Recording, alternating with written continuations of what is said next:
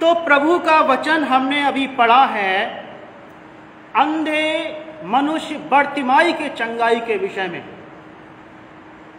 एक ऐसा जन जो भीख मांगा किया करता था, भीख मांगा करता था, सड़क किनारे बैठ करके वो भीख मांगा करता था और अंधा था। भीख मांगने का कपड़ा भी उसके साथ में था, जिस पर लोग आकर के उसको भीख के पैसे जो भी उस समय चलते होंगे दीनार वगैरह वो उसमें रख देते थे। अंधा था, अंधा था, लेकिन अंधा नहीं भी था। अंधा भी था और अंधा नहीं भी था। अंधा था आंखों से, लेकिन मन की आंखें खुली हुई थी। अंधा था, कोई काम और नहीं कर सकता था, इसीलिए भीख मांगा करता था। मैं बार बार इस बात को कह रहा हूं, अंधा था लेकिन फिर भी अखियारा था।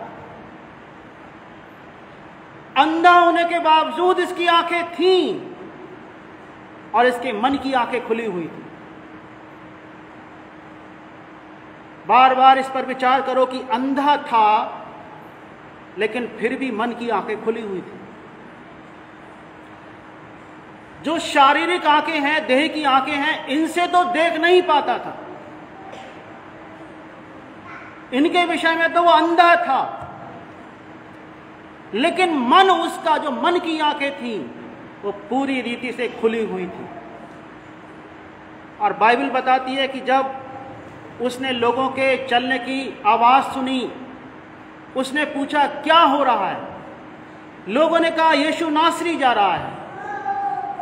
और चूंकि उसके मन की आंखें खुली थी, वो तुरंत पहचान गया ये वो समय है जब मुझे भीख नहीं मांगनी है, लेकिन मुझे यीशु से प्रार्थना करनी है। हालेलुया।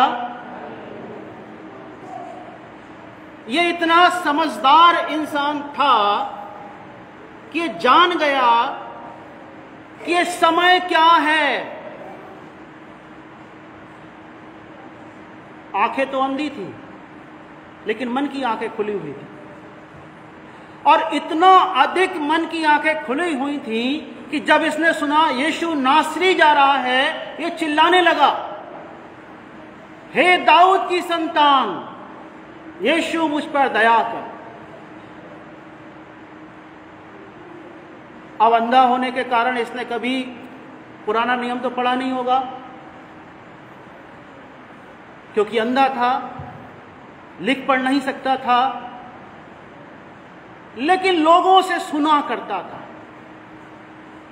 पुराने नियम की बातों को, दाऊद की बातों को, सुलेमान की बातों को, यशायाह की बातों को, इर्मिया की बातों को, यहेजकेल की बातों को, दानियल की बातों को, उत्पत्ति की बातों को, सारी निर्गमन, लेवी व्यवस्था, गिनती, व्यवस्था, विवरण, पुराने नियम के जितने भी ग्रंथ उस समय थे, वो सारे के सारे लोगों के मुख से सुना करता था। अंधा था, लेकिन फिर भी अखियारा था।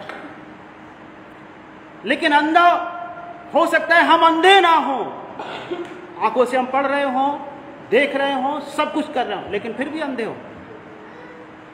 ये अंधा था, लेकिन फिर भी अखियारा था। हम आंखों वाले होकर भी हो सकता है अंधे हो। अगर हम यीशु को नहीं पहचानते तो हम अंधे हैं। अगर हम पवित्र शास्त्र को नहीं समझ पाते तो हम अंधे हैं। भले ही हमारी दोनों आंखों की आईसाइट बिल्कुल ठीक हो, हमें कोई चश्मा लगाने की जरूरत भले ही ना हो, हम अपनी आंखों से दूर का, पास का सब बड़ी बारीकी से देख पाते हो, लेकिन अगर हम यीशु को नहीं पहचानते हैं तो हम अंधे हैं। हम सब जो भी नहीं पहचानते, जो भी मनुष्य यीशु को पहचानता है, भले ही उसकी आईसाइट वीक हो, वो पढ़ा लिखा भी ना हो, लेकिन वो आंखों वाला है, जैसा कि ये तिमाई का पुत्र बर्तिमाई था। कि इसकी आंखें तो नहीं थी, आंखों से तो नहीं देख पाता था, लेकिन इसने मन की आंखों को इतना ज्योतिर्मय बना लिया था कि पुराने नियम के सारी बातों को ये बारीकी से समझता था। वो यीशु को जानता था, यीशु उद्धार करता है जो पृथ्वी पर मनुष्यों के छुटकारे के लिए आया हुआ है। वो इस बात को जानता था। कभी जिसने पवित्र शास्त्र नहीं पढ़ा, वो लोगों से बातें सुन सुन करके आराधनालयों में भी जाता होगा। वहां हो सकता है आराधनालय से बाहर निकल के या वहां पे लोगों से बातों को पूछता हो कि आज क्या वचन प्रचार किया। कई बार हम लोग तो क्या करते हैं, यहां से जाते ही भूल जाते हैं कि आज क्या वचन था, उस पर डिस्कस भी नहीं करते। घर पे जाके हम लोग खाने की मेज पर बैठते हैं, संसार की चिंताओं, संसार की बातों में खो जाते हैं। बहुत कम लोग, कम परिवार ऐसे होते हैं जो परमेश्वर के वचन की बातों को कि हमने वहां पर क्या सुना था जाकर के मनन करते हैं। लेकिन ये किया करता था, ये इन बातों को विचार किया करता था। एक उद्धारकर्ता आएगा, वो उद्धारकर्ता दाऊद के वंश से होगा, वो उद्धारकर्ता दाऊद की संतान कहलाएगा, वो उद्धारकर्ता का नाम यीशु है। अंधा होने के बावजूद जानता था, अंधा होने के बावजूद जानता था, अंधा होने के बावजूद यीशु मसीह को पहचानता था। इसने यीशु को अपनी आंखों से पहले देखा नहीं था, लेकिन यीशु की बातों को सुना था। यीशु ने ऐसा किया है, यीशु ने यह आश्चर्य कर्म किया है, और इसको दिलचस्पी थी यीशु के बारे में ज्यादा से ज्यादा बातों को सीखने, समझने और जानने में। लोग आते थे, यीशु के बारे में बताते थे। अब चूंकि भिखारी था तो बहुत सारे लोगों से कांटेक्ट में रहा होगा। बातें, इसको एक ही दिलचस्पी थी, यीशु के बारे में कोई बात बताओ, यीशु के बारे में बताओ। आज यीशु ने क्या किया, कहां पर वो थे, वहां पर ऐसा हुआ, अच्छा यीशु ने ऐसा किया। और वो पूरे दिल से स्वीकार करता था कि यही उद्धार करता है, यही मेरी आंखों को चंगा कर सकता है, यही यीशु जो है। क्योंकि यीशु ने लूका 4:18 से 20 में लिखा है कि उन्होंने अपने सेवकाई का उद्देश्य बताया। लूका 4:18 से 20 में मैं पढ़ रहा हूं, यहां पे इस प्रकार लिखा है,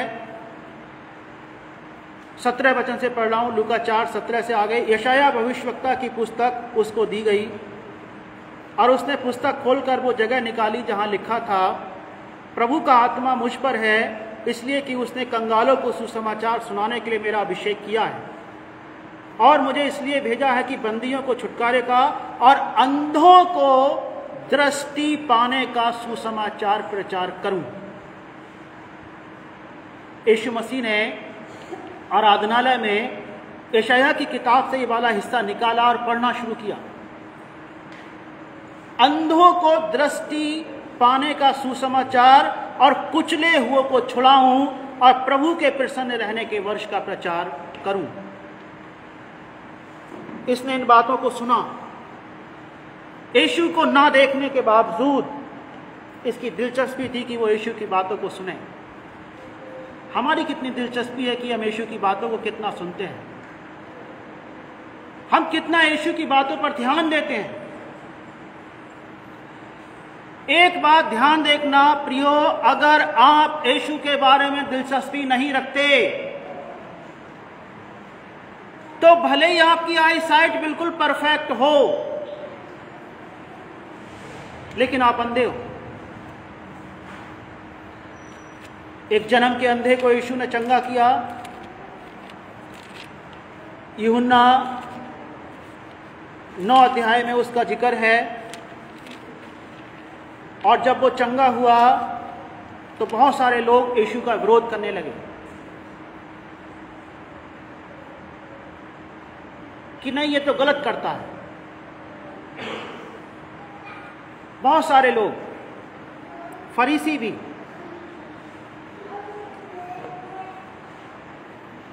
और जो अंधा चंगा हुआ था, यीशु उससे बात कर रहे थे, फरीसी सुन रहे थे। जो अंधा जन्मा था वो जब चंगा हुआ, उसने क्या किया? लिखा है, मैं पढ़ रहा हूं इसको, यूहन्ना 9 उसका 35 वचन से आगे लिखा है, यीशु ने सुना कि उन्होंने उसे, मतलब अंधे को जो चंगा हुआ था, बाहर निकाल दिया है। और जब उससे भेंट हुई तो कहा, क्या तू परमेश्वर के पुत्र पर विश्वास करता है? उसने उत्तर दिया, हे प्रभु, वो कौन है कि मैं उस पर विश्वास करूं? वो कौन है? यीशु ने उससे कहा, तूने उसे देखा भी है, और जो तेरे साथ बातें कर रहा है वो वही है। मतलब यीशु ने कहा, वो मैं हूं। उसने कहा, हे प्रभु, मैं विश्वास करता हूं। जो जन्म से अंधा था, चंगा हुआ, यीशु को देखा, उसने कहा कि ये जो परमेश्वर का पुत्र है, यही यीशु मसीह, वो मैं ही हूं। उसने कहा, मैं विश्वास करता हूं। आगे लिखा है, और उसे दंडवत किया। तब यीशु ने कहा, मैं इस जगत में न्याय के लिए आया हूं, ताकि जो नहीं देखते वे देखें, और जो देखते हैं वे अंधे हो जाएं। जो फरीसी उसके साथ थे, उन्होंने ये बातें सुनकर उससे कहा, क्या हम भी अंधे हैं? यीशु ने उनसे कहा, यदि तुम अंधे होते तो पापी ना ठहरते, परंतु अब कहते हो कि हम देखते हैं, इसलिए तुम्हारा पाप बना रहता है। इसलिए तुम्हारा पाप बना रहता है क्योंकि तुम कहते हो कि हम तो देखने वाले हैं, हमारी तो आईसाइट बिल्कुल ठीक है, हमारी आईसाइट तो बिल्कुल परफेक्ट है, और तुम्हें यही नहीं पता है कि यीशु कौन है, तो तुम अंधे ही हो, तो तुम पापी ही ठहरोगे। बड़े आश्चर्य की बात है कि एक ऐसा मनुष्य जो अंधा है, और अंधे होने के बावजूद उसके अंदर इतनी दिलचस्पी थी प्रभु को जानने की, यीशु मसीह को जानने की, अंधे होने के बावजूद। जैसे कि कई बार हम लोग क्या बहाना बनाते हैं कि हमारी आंखें काम नहीं कर रही, हमारी आईसाइट वीक है, हम बाइबल इसलिए नहीं पढ़ सकते क्योंकि चश्मा काम नहीं कर रहा है। अरे भाइयों, जब नहीं पढ़ सकते, सुन तो सकते हो, सुन तो सकते हो। ये सुन करके ही तो प्रभु का विश्वासी बन गया था। बर्तिमाई, इसने पवित्र शास्त्र नहीं पढ़ा था, लेकिन सुना था, सुना था, सुना था। वचन में लिखा है कि विश्वास सुनने से और सुनना मसीह के वचन से होता है। इसने लोगों से चर्चा करी थी, लोगों से डिस्कशन किए थे, यीशु के बारे में और ज्यादा जानने की दिलचस्पी इसके हृदय में थी,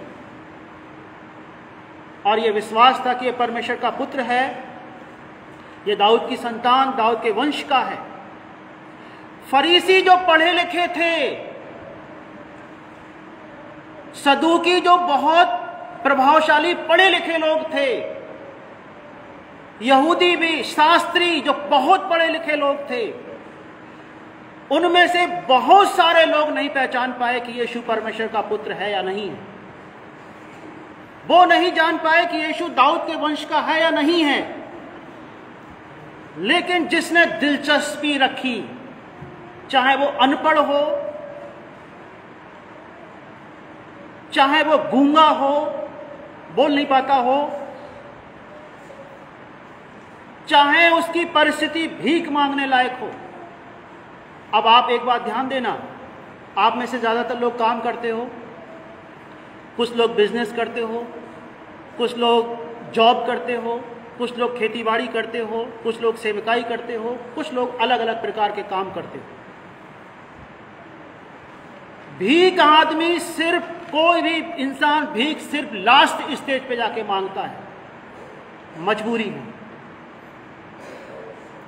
कोई शौक में नहीं होता कि मैं भीख मांगूंगा, क्योंकि भिखारी व्यक्ति का जीवन स्तर क्या, उसका कोई सोशल स्टेटस नहीं होता।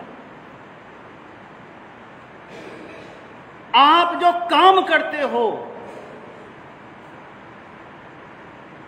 आपका एक स्टेटस है, लेकिन इस व्यक्ति का तो कोई स्टेटस भी नहीं। भिखारी, अंधा, लेकिन इसके हृदय में यह जिज्ञासा परमेश्वर ने रखी कि मैं जानूंगा, मैं बाइबल को जानूंगा, मैं पवित्र शास्त्र को जानूंगा।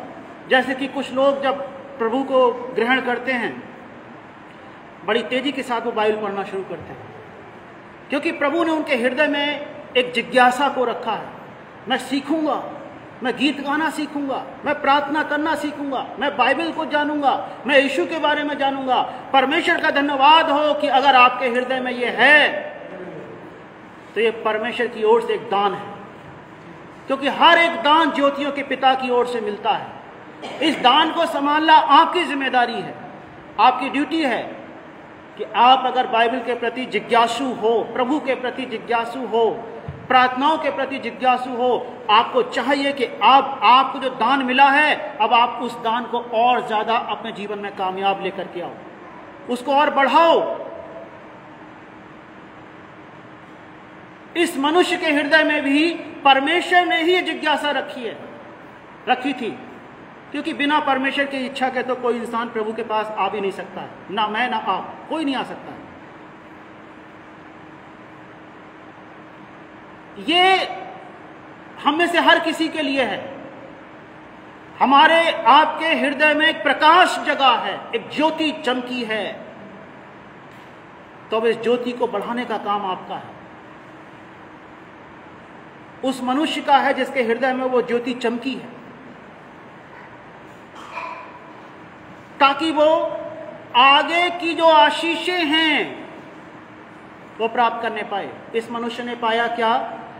इसने जब सुना बर्तिमाई ने कि यीशु नासरी जा रहा है, ये चिल्लाने लगा, जोर जोर से चीखने लगा, अपने विश्वास की बातों को जोर जोर से बोलने लगा, प्रार्थना को भी जोर से बोलने लगा। इसने कहा, हे दाऊद की संतान, जबकि बहुत सारे लोग तो यीशु को दाऊद की संतान मानते भी नहीं थे। इसने अपने विश्वास को जोर से बोला, हे दाऊद की संतान यीशु मुझ पर दया कर। प्रार्थना भी करी, अपना विश्वास भी इसने बड़ी पूरी ताकत के साथ घोषित किया, डिक्लेयर किया, पब्लिकली डिक्लेयर किया, सबके सामने, सारे लोग जो चल रहे हैं उन सब के सामने। कई बार ये हमारे लिए, आपके लिए दिक्कत की समस्या का सामना करना पड़ सकता है कि अगर यीशु जा रहे हो, भीड़ भी वहां पे हो, तो हम कहें, हे यीशु दाऊद की संतान मुझ पे दया कर, हम शर्माएंगे।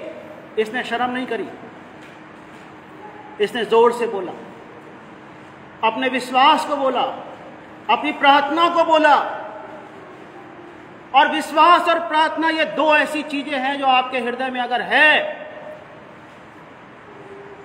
तो आप परमेश्वर से कोई भी बड़ी से बड़ी आशीषों को प्राप्त कर सकते हो। केवल प्रार्थना से भी नहीं, केवल विश्वास से भी नहीं, विश्वास और प्रार्थना। हालेलुया। जकरिया के बारे में आप वचन में पढ़ते हो, लूका पहले अध्याय में, वो प्रार्थना कर रहा था कि परमेश्वर एक संतान होती, लेकिन हृदय में विश्वास नहीं था। इसीलिए जब स्वर्गदूत आया, जिब्राइल स्वर्गदूत जब आया और उसने ये सुसमाचार दिया, यूहन्ना बपतिस्मा दाता के जन्म के विषय में जब बताना शुरू किया, वो तो कहने लगा, अरे मैं तो बूढ़ा हूं, मेरी पत्नी भी बूढ़ी है, ये कैसे हो सकता है, ये क्यों कर हो सकता है, जबकि थोड़े ही समय पहले प्रार्थना कर रहा था। प्रार्थना कर रहा था, इसीलिए तो आंसर आया। हम प्रार्थना करते तभी तो आंसर आता है, लेकिन विश्वास अगर नहीं है तो हमें जरूरी है कि हम विश्वास भी करें, प्रार्थना भी करें, विश्वास भी रखें। इस आदमी ने, बर्तिमाई ने प्रार्थना भी करी और विश्वास के साथ प्रार्थना करी। लोग इसको चुप कराने लगे कि चुप जा, लेकिन यह और जोर जोर से चीखने लगा। जितना आपको शैतान प्रार्थना और विश्वास और बाइबल पढ़ने से रोकने की कोशिश करे, आप उतना ही ज्यादा परमेश्वर के पास जाओ, प्रार्थना करो, बाइबल पढ़ो, उपवास करो।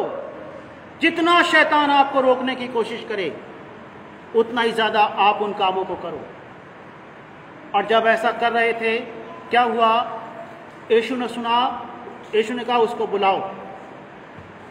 लोगों ने कहा कि चल, तुझे बुलाता है, यीशु बुला रहा है तुझे। और यीशु ने पूछा उससे कि बता, तू क्या चाहता है कि मैं तेरे लिए करूं? बर्तिमाई ने कहा कि ये कि मैं देखने लग। और तुरंत यीशु ने कहा, देखने लग, तेरे विश्वास ने तुझे चंगा किया है। और वो तुरंत देखने लगा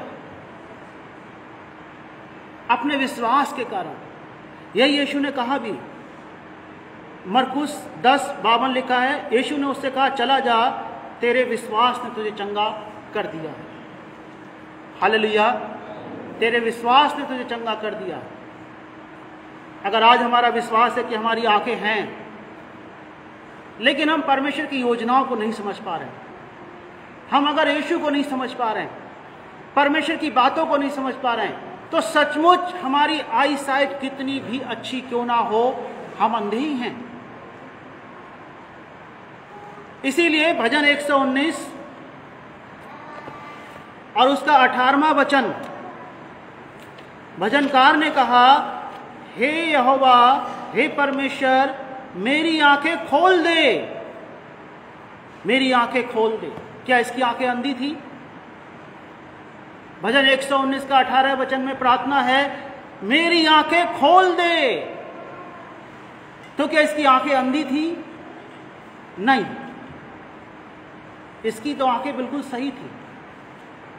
लेकिन ये जिन आंखों की खोलने की बात कर रहा था, ये मन की आंखों को खोलने के लिए प्रार्थना कर रहा था भजनकार। जैसा 2 कुरिन्थियों 4:4 में लिखा है कि शैतान ने लोगों के मन की आंखों को अंधा कर दिया कि वो तेजों में सुसमाचार पर विश्वास ना कर सके, समझ ही ना पाए। शैतान ने लोगों के मन की आंखों को अंधा कर दिया है कि वो यीशु मसीह को जान ही ना पाए, उस तेजों में सुसमाचार पर विश्वास ना कर पाए। भजनकार ने प्रार्थना करी, मेरी आंखें खोल दे कि मैं तेरी व्यवस्था की अद्भुत बातें देख सकूं। हालेलुया, मेरी आंखें खोल दे। कितनी बार हम लोग प्रार्थना करते हैं कि हे परमेश्वर, मेरी आंखें खोल दे कि मैं तेरे वचन के भेदों को समझ पाऊं। ईमानदारी से बताना,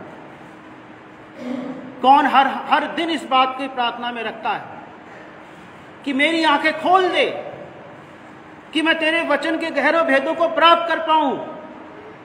और जितना अधिक आप इस प्रार्थना को करेंगे, आप पाएंगे कि हम तो बिल्कुल अंधे ही थे। हर दिन आप ऐसा पाएंगे कि अरे ये बात मैं कितनी बार मैंने पढ़ी है, ये घटना मैंने कितनी बार पढ़ी है, लेकिन आज मुझे इसका अर्थ समझ में आया। इसका मतलब मैं कितना अंधा हूं।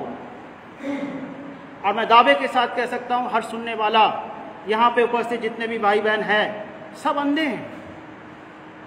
अगर अंधे नहीं होते तो पूरी बाइबल के सारे भेद पता होते, सारे भेद पता होते, लेकिन नहीं ये पता।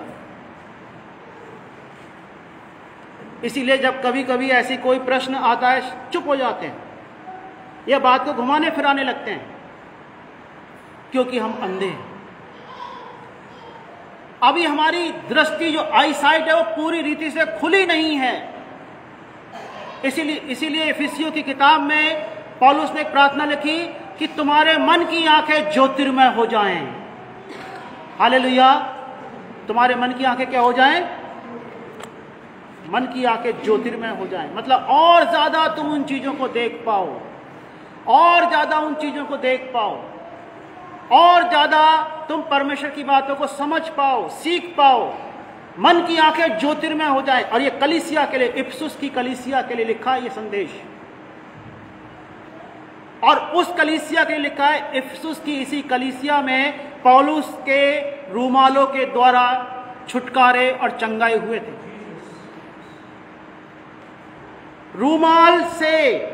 रूमाल पौलुस की देह पे छुआ के ले गए, बीमार पे डाल दिए, बीमारी गायब। दुष्ट आत्माओं से ग्रसितों पे डाल दिए, दुष्ट आत्माएं भाग गई। इसी इफिसुस की कलीसिया के लिए पौलुस ने कहा प्रार्थना कि मैं तुम्हारे लिए प्रार्थना करता हूं कि तुम्हारे मन की आंखें ज्योतिर्मय हो जाएं। इफिसियों 1 अध्याय 18वां वचन, ये एक प्रार्थना है पौलुस की कि इस कारण मैं भी उस विश्वास का सुसमाचार सुनकर जो तुम लोगों में प्रभु यीशु मसीह पर है और सब पवित्र लोगों पर प्रकट है, तुम्हारे लिए धन्यवाद करना नहीं छोड़ता और अपनी प्रार्थनाओं में तुम्हें स्मरण करता हूं कि हमारे प्रभु यीशु मसीह का परमेश्वर जो महिमा का पिता है तुम्हें अपनी पहचान में ज्ञान और प्रकाश की आत्मा दे और तुम्हारे मन की आंखें ज्योतिर्मय हो जाएं। हालेलुया। जबकि इसी कलीसिया में लोगों को छुटकारे पौलुस के देह से छुआए गए रूमालों के द्वारा हुए, लेकिन आंखें फिर भी ज्योतिर्मय नहीं थी। तभी तो प्रार्थना करता था, तभी वो प्रार्थना करता था कि तुम्हारे मन की आंखें ज्योतिर्मय हो जाएं। अगर होती तो क्यों प्रार्थना करता? चाहे हमें चंगाई मिली हो, लेकिन फिर भी हमारी मन की आंखें हो सकता है बंद हो। अगर हम बाइबल को नहीं समझ पा रहे तो हमारे मन की आंखें बंद हैं। शैतान ने अभी उन पे पर्दा डाल के रखा हुआ है। अगर हम यीशु को नहीं समझ पा रहे हैं तो शैतान ने भी मन की आंखों पे पर्दा डाल के रखा हुआ है। और वो कैसे हटेगा? सबसे पहले हमें मानना है कि हम अंधे हैं। हम अंधे हैं। अगर हम कहेंगे जैसे फरीसी कह रहे थे हम तो आंखों वाले हैं, तो जो आंखों वाले हैं उनको तो कैसे चंगाई प्रभु दे सकता है? आंखें तो उसकी खुलेंगी जो अंधा है। हमें मानना है कि हाँ प्रभु, हमें तेरे वचन की सही जानकारी नहीं है। हमें अपने सामर्थ्य से हमारी आंखों को खोल दे, जैसा कि भजनकार ने प्रार्थना करी जो मैंने अभी पढ़ा, भजन 119 का 18, कि मेरी आंखों को खोल दे कि मैं तेरी व्यवस्था की अद्भुत बातें देख सकूं। सबसे पहले स्वीकार करना है कि मुझे नहीं पता, मुझे जानकारी नहीं है इस विषय पर, मैं अंधा हूं, और तब यीशु के पास आना है। जैसे ये बर्तिमाई आया, एक जगह पे लिखा है कि जब ये आया अपना थैला भी छोड़ के चला गया, जो कपड़ा था जिस पे भीख मांगा करता था। इसने कहा जल्दी से यीशु के पास चलो, और ये यीशु के पास गया। इसने प्रार्थना करी और इसने कहा कि ये, जब यीशु ने पूछा क्या चाहता है कि मैं तेरे लिए करूं, इसने कहा यह कि मैं देखने लूं। आज अगर आप इस बात को स्वीकार करते हो कि हाँ मैं अंधा हूं, मेरी आत्मिक आंखें बंद हैं, आप एक बात ध्यान रखना, बाइबल कहती है कि जो दूसरों के लिए गड्ढा खोदता है वो स्वयं उसमें गिरेगा। लिखा है कि नहीं? लिखा है कि नहीं? और फिर भी अगर मैं या आप किसी और के लिए गड्ढा खोदेंगे तो सीधी सी बात है, मन की आंखें अंधी हैं। अगर मैं ये देख ही नहीं पा रहा हूं कि बिजली का तार नंगा है, मैं उसे छू रहा हूं, तो फिर मैं तो स्वाभाविक बात है कि अंधा हूं।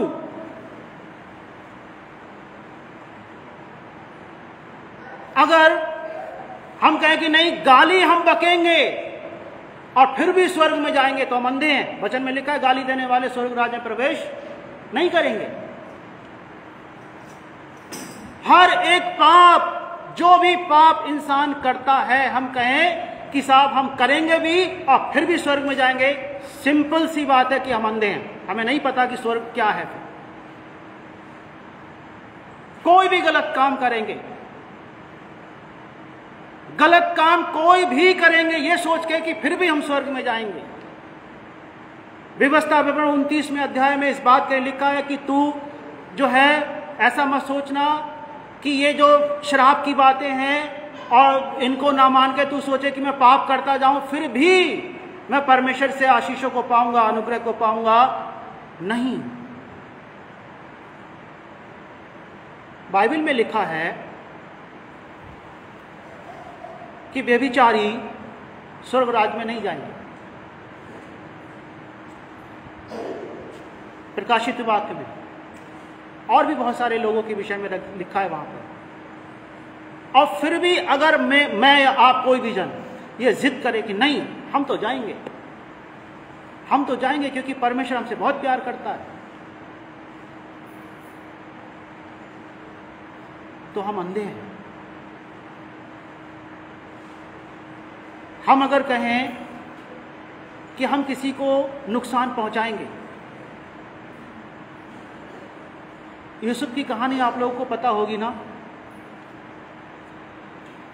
यूसुफ को स्वप्न मिलते थे, अब वो अपने भाइयों को जाके बता देता था, तो जो उसके भाई जो बैर रखने वाले भाई थे वो कहने लगे यूसुफ को मार दो, खत्म कर दो इसको। अब ये नहीं समझ पा रहे थे कि ये, तो उन्होंने सोचा ये तो अकेला है, इसका जो दूसरा भाई है वो तो बिन्यामीन, वो तो इसका साथ देगा नहीं क्योंकि वो तो छोटा है, ये अकेला है, इसको खत्म कर दो। क्योंकि वो अंधे थे, उन्हें पता ही नहीं था कि यूसुफ उन्हीं के प्राण बचाने के लिए ही इन सपनों को प्राप्त कर रहा था।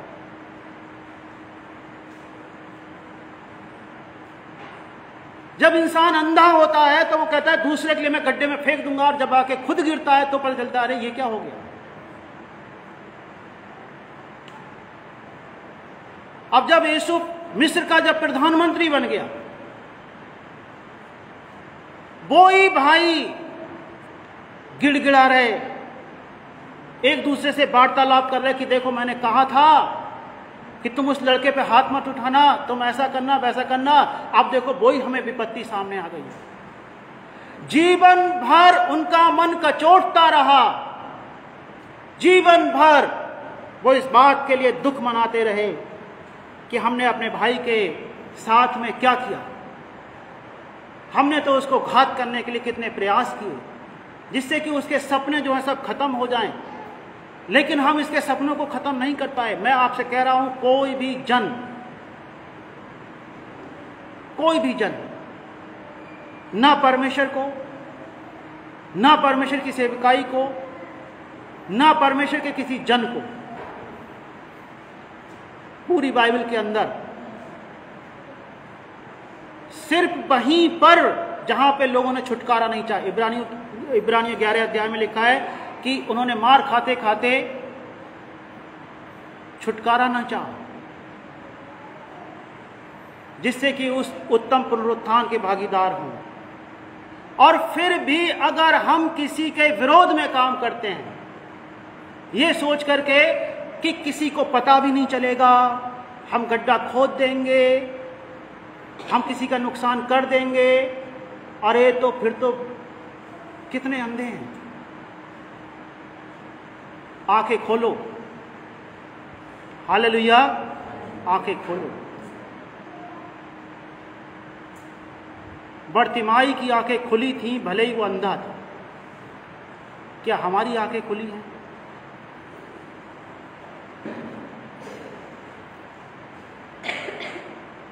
अगर हम गलत पे गलत, गलत पे गलत, गलत पे गलत करे जा रहे हैं और वो गलत किसी दिन हमारे ही सामने आ जाए तो हम क्या करेंगे?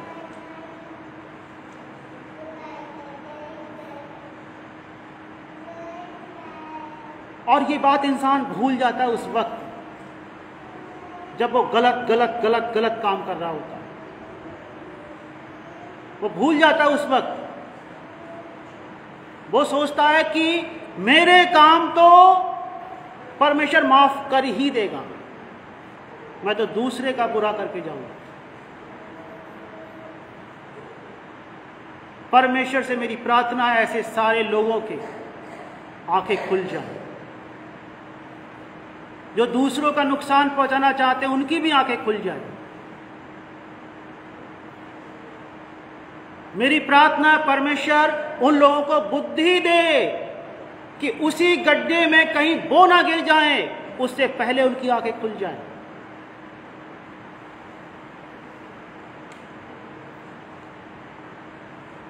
यूसुफ को मारने के लिए कितने प्रयास करे, लेकिन घुटने उन्हीं भाइयों के सारे यूसुफ के ही आगे टिके। परमेश्वर चाहता है कि हम में से हर एक की आंखें खुले, हर एक जन पहचाने कि यीशु कौन है। यीशु की योजनाओं को पहचानो, परमेश्वर की इच्छाओं को जानो, परमेश्वर के कामों को जानो, परमेश्वर के लोगों को जानो कि हाँ, किसके हृदय में कौन परमेश्वर का आत्मा काम कर रहा है। अगर हम ये भी नहीं पहचान पा रहे हैं तो वाकई में हमें प्रार्थना करने की जरूरत है कि हे पिता मेरी आंखों को खोल दे। सबके लिए प्रार्थना करना जरूरी है कि हे पिता मेरी आंखों को खोल दे, इससे पहले कि हम किसी गड्ढे में गिर जाएं, आप किसी गड्ढे में गिर जाएं। परमेश्वर के पास आके, यीशु मसीह के पास आके, अपने पापों की क्षमा मान के, यीशु को प्रभु और उद्धारकर्ता ग्रहण करके अपने लिए प्रार्थना कर लो कि प्रभु ये काम जो मैं कर रहा हूं वो अच्छा है कि नहीं।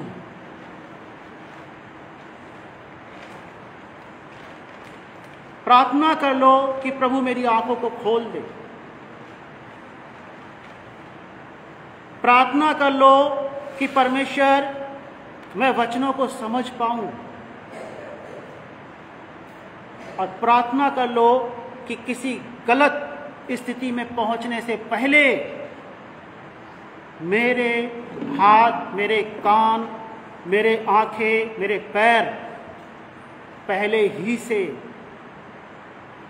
रुक जाएं, प्रभु तेरी महिमा के लिए काम करने के लिए आगे बढ़ने पाए, गलत काम के लिए नहीं। अन्यथा एक चेतावनी साथ में लेते जाना,